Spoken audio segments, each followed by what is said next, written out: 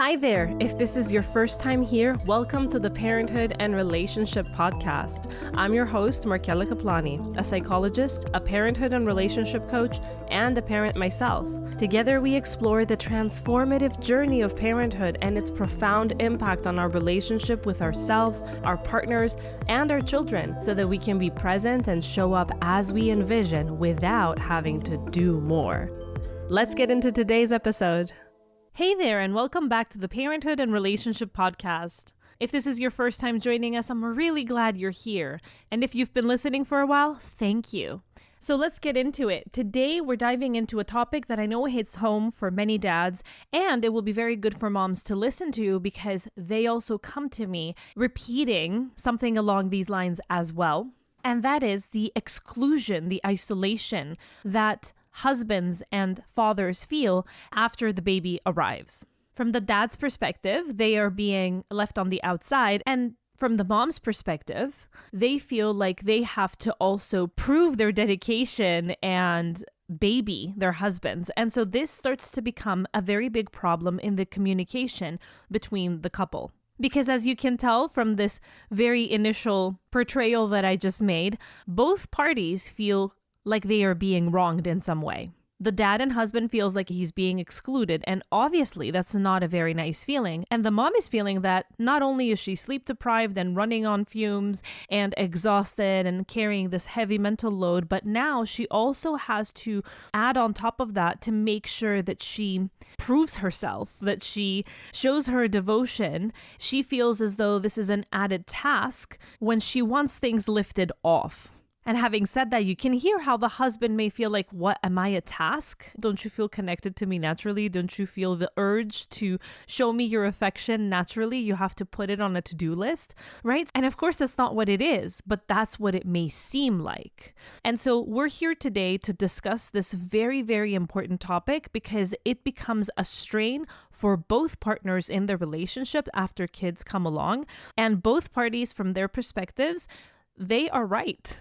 But being right will not make this situation any better. It's really important to understand the perspective of the other person and to be able to understand why we are feeling so heated or so bothered or so hurt by this topic so that we can work on what we have control over, which is ourselves, our own interpretations, our own feelings and thoughts, our own somatic experience of the event. And then we are more able to understand where our partner is coming from and how we can make things better. This is such a common experience, and yet it's something that often goes unspoken. So speaking to the dads right now, you might feel like the energy and the focus and the love is all being poured onto the kids, whether it's a new baby or maybe this is an ongoing situation where there are several kids and husbands feel like their wives have not ever returned to the relationship in a sense. So dads, maybe it feels like overnight you've gone from being the center of your partner's attention to just another member in the household, one who's expected to help but not necessarily valued or seen the way that you used to be. If this is resonating with you, please know that you're not alone. I'm sure that in conversations with your friends, you may be hearing similar stories, and there's a reason behind these feelings. So today, I want to discuss why these feelings come up for so many dads, the dynamics that make it so easy for both partners to fall into a cycle of resentment, and most importantly, how to start breaking out of it. And I want to emphasize, this conversation is about understanding what's going on without blame. Parenthood is a huge transition. I'll never stop saying that. And both partners are often struggling in ways that don't always align. And if we don't recognize that this is a huge adjustment and that all of this is part of the process, we make it more of a problem than it has to be. For dads, your experience of being sidelined, it often brings up deep feelings of being devalued, unappreciated, or like you're fading in the background of your relationship. And so this is in a way normal in quotes, but that doesn't mean that we leave it unchecked, because if we do, these feelings can lead to withdrawal, resentment, and even more damaging consequences like taking distance in some cases or even infidelity. And here's where it gets tricky. If we don't address it in a way that's healthy and constructive, the cycle just continues. So you may pull back and then she feels that she's even more burdened and unappreciated herself, which then reinforces this very dynamic that's making you feel sidelined and unappreciated. So let's go on to see how you can start to unpack and address these feelings in a way that doesn't just put more strain in your relationship. Because while it's important to express what you're feeling, just getting it off your chest could sometimes, or quite often actually, have the opposite effect if it's done without a level of vulnerability and self-awareness.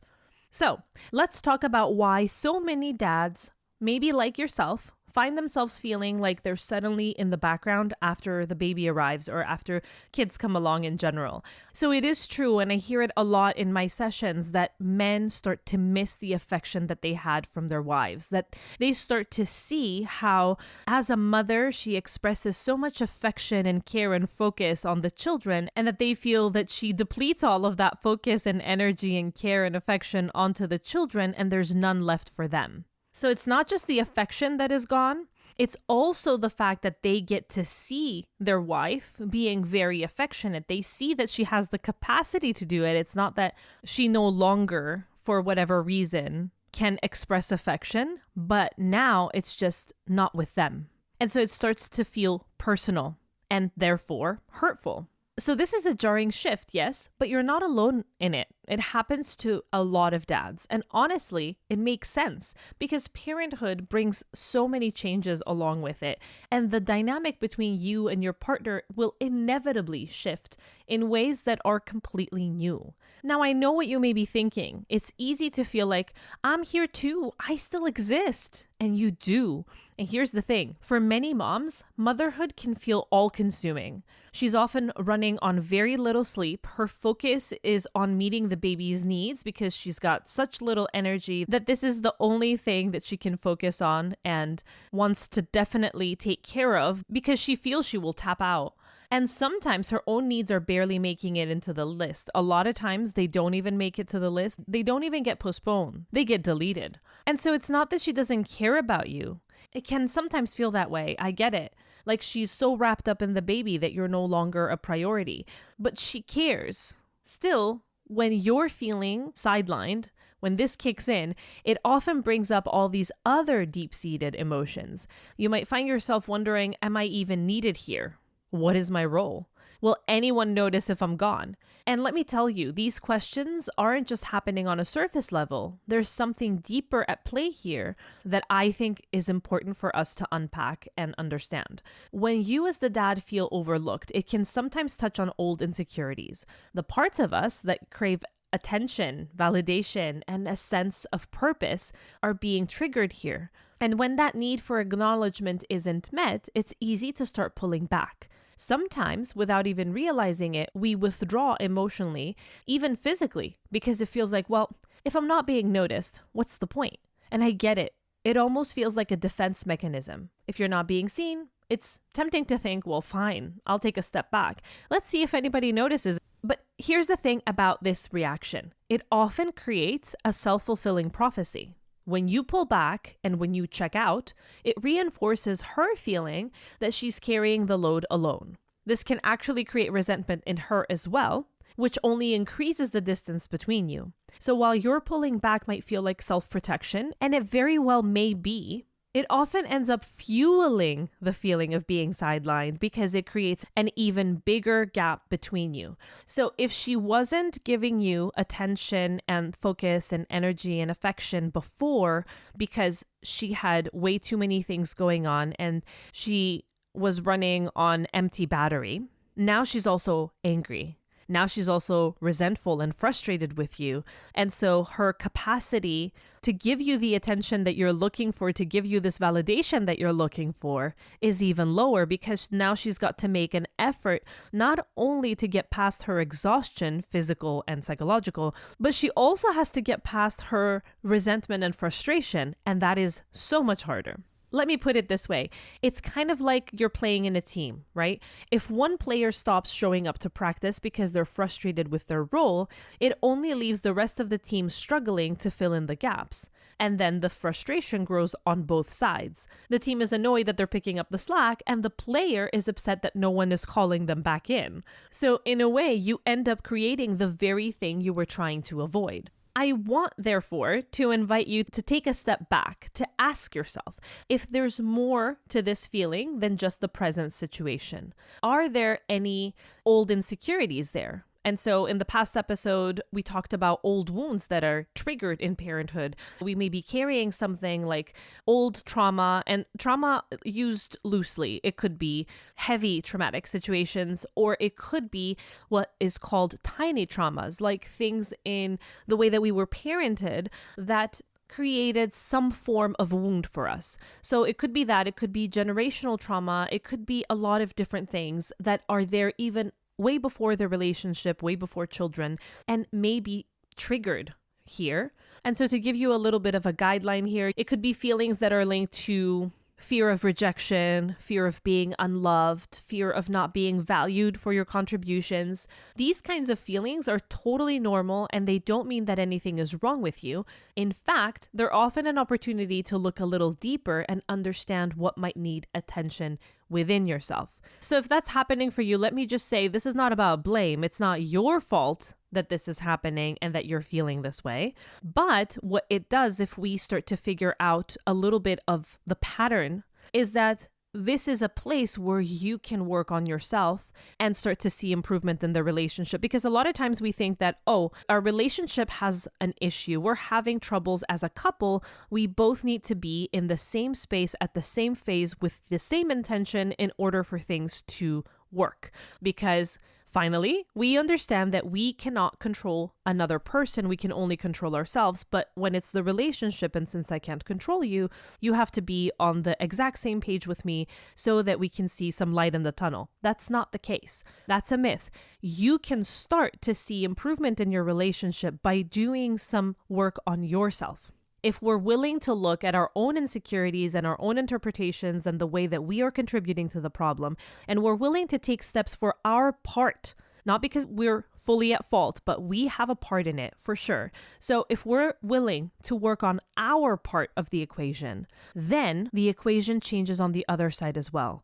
Then we can see the positive effects that it will have on our partner. And also, we inspire them, hopefully, possibly, to be able to invest in doing the work themselves. And moving past from recognizing your own part in this, it's also important to say that, yes, sometimes our partners can be completely wrapped up in parenthood. So your wife may be completely all consumed in her motherhood role.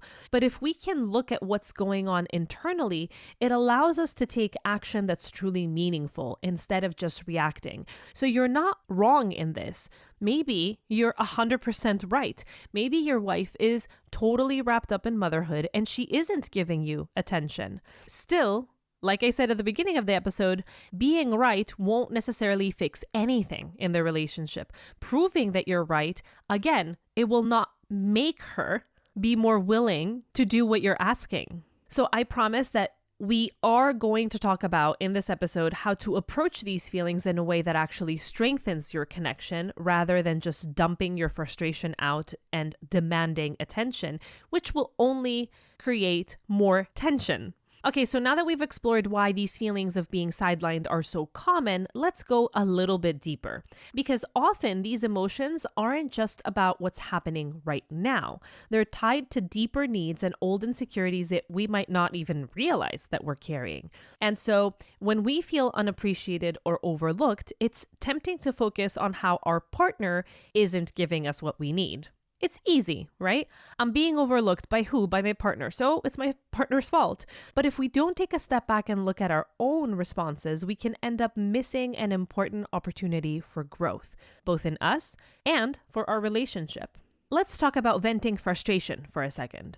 Now, I know it might feel good to think, I just need to tell her exactly how I feel and get it off my chest. And doesn't Markella talk about open communication and expressing our feelings? Yes. But here's the reality. Just unloading those feelings without careful thought can actually do more harm than good. And I've seen this in my sessions with couples. I have people who pride themselves in being honest with their partner, and they wonder, why isn't this working? Why don't they appreciate my honesty? Why don't they understand that it's also vulnerable for me to be this open and do the work? But here's the reality. When we vent without self-awareness, it comes across as blaming, and that immediately puts our partner on the defensive. Instead of feeling connected or understood, your partner may feel attacked, which only widens the gap between you.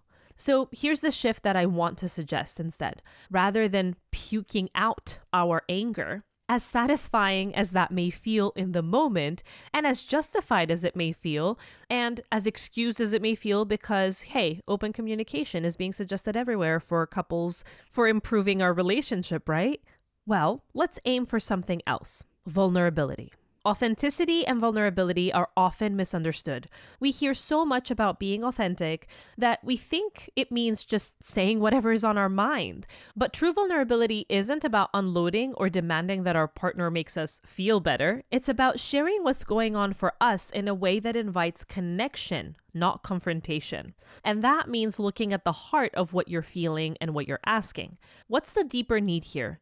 What am I really wanting? For instance, if you're feeling invisible, maybe what you truly want isn't just attention, which is what you may tend to express, but you may be looking for acknowledgement, appreciation, a sense of partnership. When you start from that place, you can share how you're feeling in a way that doesn't feel like blame, but more like an invitation. And you can be more specific about what it is that you need from her to do in order for you to start to feel these things that you want to feel. So instead of saying something like, you don't care about me anymore, it becomes more like, I've been feeling a bit distant lately, and I realize I miss those moments that we used to have together. They made me feel acknowledged and appreciated. So if you're looking for a simple approach to begin having these conversations, start by identifying the feeling without any blame. How can I turn my feeling into something that's about me and will make me feel good rather than something that you haven't done and made me feel bad? Name what you're feeling and then share the underlying need in a way that's constructive.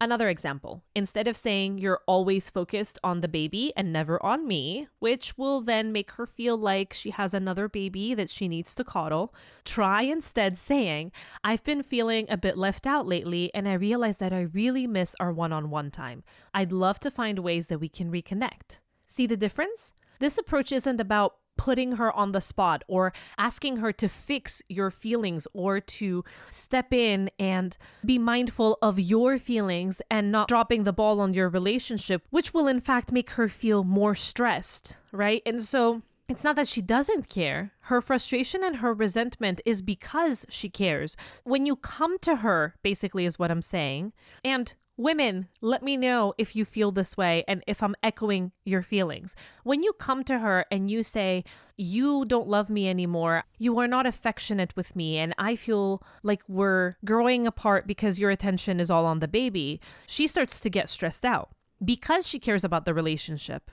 Because she wants you guys to be well, because she cares about you, she is going to feel like, oh my God, I need to fix this. I need to get on top of it. But immediately after that thought, part of her will come up and say, oh my God, I'm exhausted. No, don't put another thing for me to do here. Don't put another worry on my mind, because she worries about this because she cares.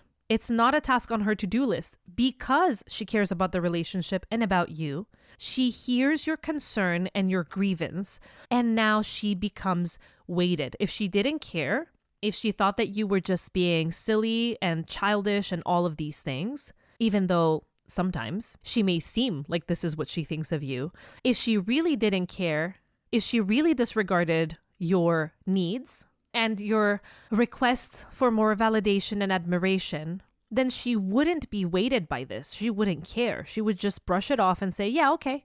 But the fact that she becomes stressed out about this may make you feel like she's putting you on your to-do list, and this should not be stressing her out. I should be her safe place. I should be where she comes and I show her affection and she shows me affection, and this lifts weight off her shoulders. And it seems like me asking her to give me attention puts weight on her shoulders.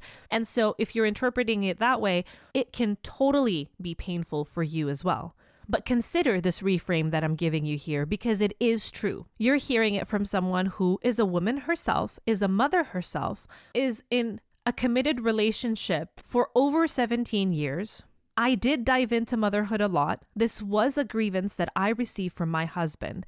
And on top of that, other than my personal experience, I'm a psychologist and I'm a parenthood and relationship coach, which what does that mean? I work with couples and I hear about these things all the time. So give this a little bit of thought. At least toy with the idea that the fact that she is feeling pressured by your request is not that she doesn't want to be caring and affectionate, but it is the fact that she knows that she doesn't have the bandwidth at this moment, and she worries about whether she will be able to show up in a way that you need.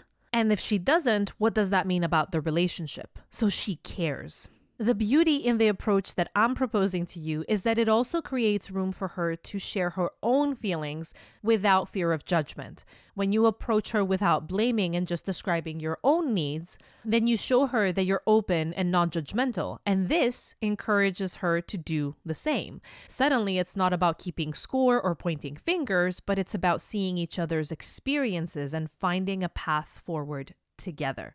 Moving on, let's talk about some practical steps that will help you in shifting this dynamic and breaking out of the cycle of being overlooked. Let's make this tangible. These are simple actions. We don't want to make it complicated here, but they can make a huge difference in how you and your partner connect, even amidst the beautiful challenges and chaos of parenthood. So get out your pen and paper or your journal, which I hope that you're continuing, and let's break down this 4-step process that I have for you.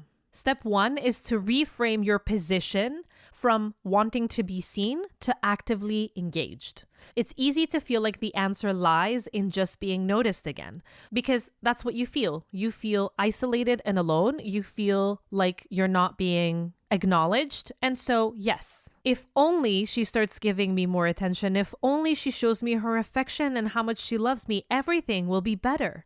But what if, instead of waiting to be seen, you focused on finding ways to actively be engaged in a manner that is meaningful to you?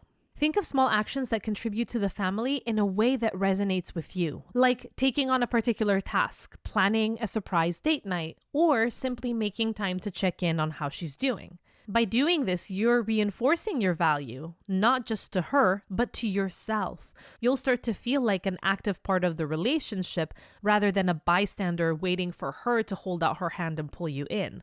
And that can go a long way in shifting your own sense of fulfillment. So this step is getting you active on changing your part in this, like we talked about before. So this is how we begin to do our part in the equation so that we can start to see a positive change first in us, and then it will trickle into the relationship inevitably. Step 2 is to find small moments to reconnect. So here's my problem with relationship advice out there. It's not everybody, but a lot of people will talk about date nights and about carving out time alone and about even parents taking trips without their children. And that is all beautiful. And if you have the capacity to do it, well, go ahead. But first of all, if our communication and our relationship is not at a good level, going on a trip together without the kids is not going to necessarily resolve anything. It could just be another distraction. So again, we might be missing the point. It could lead to more conversations. It could be to our nervous system being more relaxed because we are not running around the kids. But it could also be that I'm on vacation, but I'm still on edge, because how quickly can you get off edge if you've been 2, 3, 4, I don't know how many years straight with the kids, and maybe you've dove into the role of mother and you're fully engrossed in it. So you're not with the kids, but are you no longer mother? Are you suddenly not worried about what they're doing? Are you not connected all the time to your phone, glued to see if everything's all right? Is your mind not back there? I don't know. I mean, these things don't just evaporate because we took a plane and we went to a different country. So what I propose seems like it's small and it may seem like it will not have as big of an impact, but if done with the right intention, it could have a much bigger impact than a week alone without the kids, than a date night of 2-3 hours that needed 5 days of planning in order to achieve. You don't need a huge uninterrupted date night to reconnect, though that's great if you can get it. But what I'm encouraging you to do is to look for opportunities to be present together. Maybe it's a 10-minute chat over morning coffee or a short walk around the block after dinner. These moments add up and they remind the both of you that there's still partnership there, even if it looks different than it used to. And I want to add, don't wait for her to initiate these moments. A lot of husbands, especially in the phase of parenthood, feel scared of their wives. They realize that they're very tired and they're a bit reluctant to propose these things in case she may feel bothered and start saying things like, you see, you don't get how tired I am. See, this is proof. You're asking me to do something that is way beyond my means and you don't understand me. And so from a point on, if you've heard this type of response 1, 2, 3, 4, 5 times, you start to become very reluctant to initiate a proposal like this. I get it. But it's important that you continue to take the lead, to show her that you're invested in the relationship and that you value time with her, even if she's frustrated with you, even in the midst of all this chaos. Maybe just tell her, here's my thinking. I would like for us to get 5 minutes of feeling like partners again without that having to pressure you. If there's a way that we could do it, if there's a way that it could uplift you as well, this is not just about me. My point is for both of us to feel uplifted. Then I would love for us to do that. 5-10 minutes. How can I help you in taking something else off of your shoulders so that we can consider how this may work? If it also feels like to you that you want this time to reconnect, I think it's very important. I think we deserve it. We're doing a great job as parents, and I think our relationship deserves this. So if you would feel like it's something that would also contribute to your well-being, let's check this out. This is a more subtle way to go about it if you are indeed getting responses like the one I said before. If your wife feels like the minute that you ask her, you're burdening her, and so you feel rejected and you've become scared of proposing and taking the initiative, which would make sense. Now, for the ladies who are listening in, if you have been responding in this way, it's important for you to realize that you have every right to be tired, and it's very understandable that this would feel like another task on the list. Oh my God, now I have to think, where do I put these 5 minutes and how do we put the kids down? And oh my God, that's a crazy proposal he just made. 10 minutes walking after dinner? Who will be with the kids? Maybe he will make a proposal that's completely absurd, okay? He's just trying to give you an idea of something that may work, and maybe he didn't think it through, or maybe he misunderstood how it could work. It doesn't matter though. For you, it feels like he's expecting too much of me. He doesn't even realize how much I'm doing if he's asking something extra of me. And so you feel triggered because on a deeper level, it feels like he doesn't get you. But this is not about him asking you to carry something. He wants to carry it with you. He's saying, hey, I get it. We both dropped the ball on our relationship here, but it's starting to take a toll. And I want us to carry it together, bit by bit, little by little, without a lot of expectation, 5 minutes, somehow, somewhere, anywhere. And I don't want to come at you and tell you what to do because I may be missing part of the picture because you're handling so many things, if not everything. And so it's important for you as well to make sure that when he comes to you with such a proposal, if you do get triggered, that's okay because we understand where it's coming from. And you're human and you're carrying a lot and you're exhausted. And you're also dealing with like so many things changing internally for you. But at the same time, it's important to recognize the intention there and how it's going to be helpful to you as well. So if you don't want to take it on, tell him what can or cannot be done and give him the go to initiate himself. And if you're overwhelmed, tell him about your feelings. So instead of going, you are overwhelming me with this right now, and I can't think about this as well.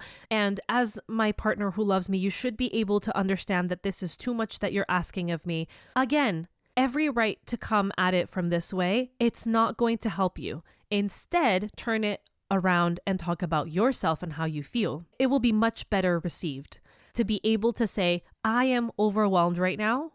I also want to make sure that we are oiling our relationship. And even though we may not be giving it the full attention, that we are maintaining it to a point where we can pick it up a little bit later down the line and for it not to have been irreversibly broken. So I care about this and thank you for bringing it up. But honestly, thinking about this has created a feeling of overwhelm. And so while I recognize the importance of all of this, at the same time, I feel very stressed out just thinking of what we need to do. And then ask for him to give you a few solutions. And if they sound absurd, just tell him this is not possible because of this, this, and that.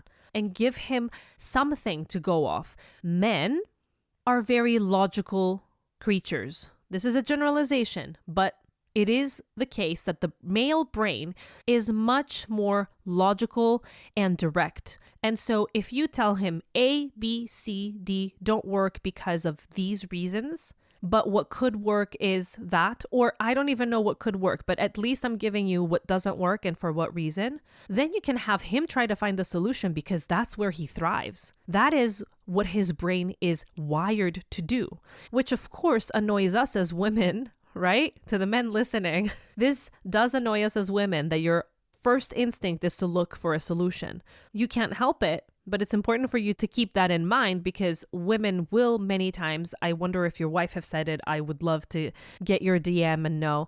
Women a lot of times will say, I just wanted you to listen. I didn't want you to jump to a solution. And the fact that you jumped to a solution makes me feel like you don't think that I'm doing a good job. And so you're offering me an alternative that would make me do better.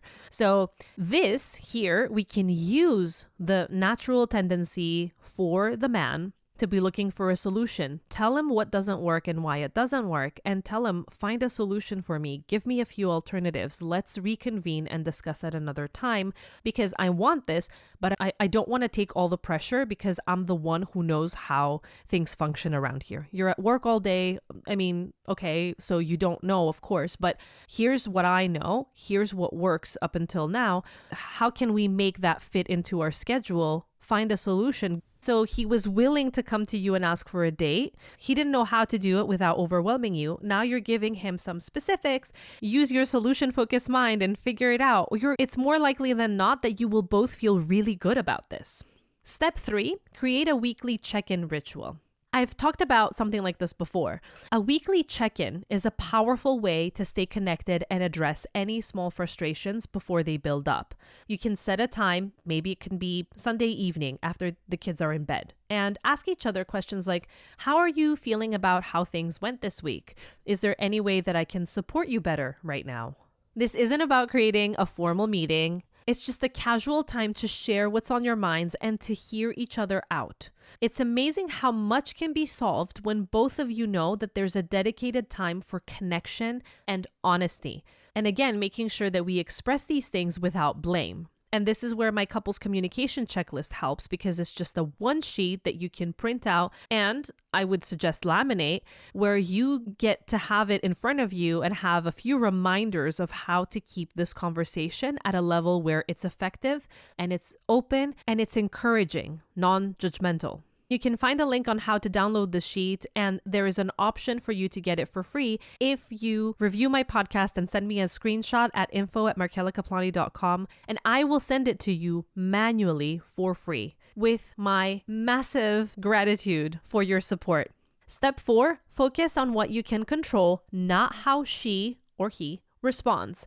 So this is a big one. Focus on what you can control. You can control how you show up, how you communicate, and how you engage. But you can't control how she responds or when she's able to fully return your energy. Sometimes when we start making changes, we expect inevitably, subconsciously, that our partner will immediately respond in the same way.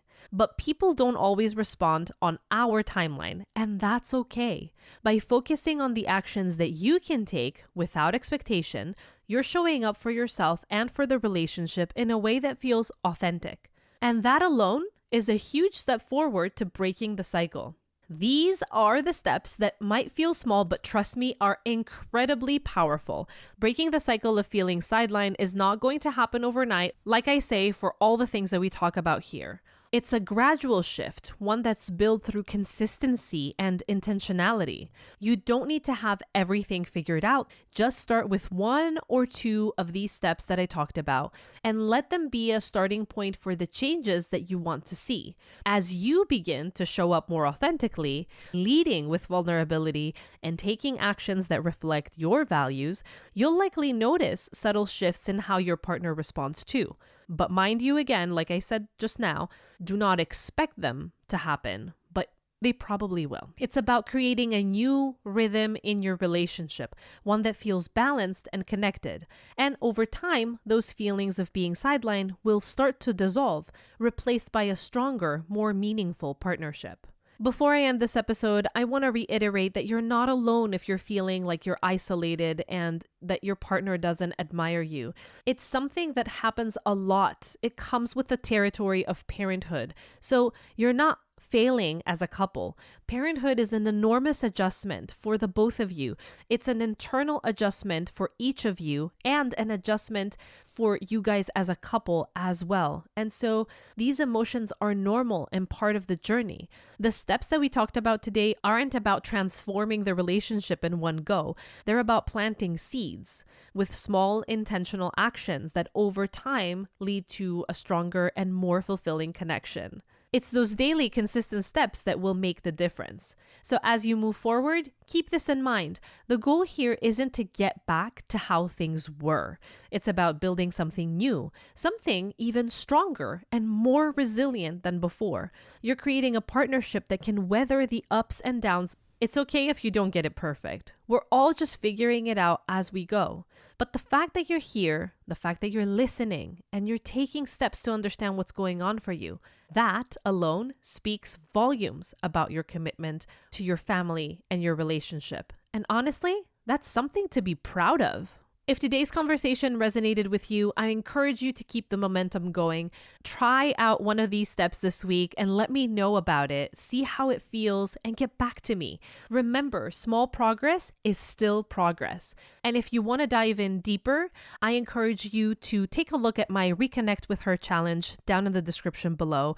It's a way that you can do what we discussed. You can begin to make changes in a week's time using specific strategies on your own without needing her to be on the same page, without needing her dedication and devotion, which are limited right now. So go ahead and check that out if it feels like a fit for you.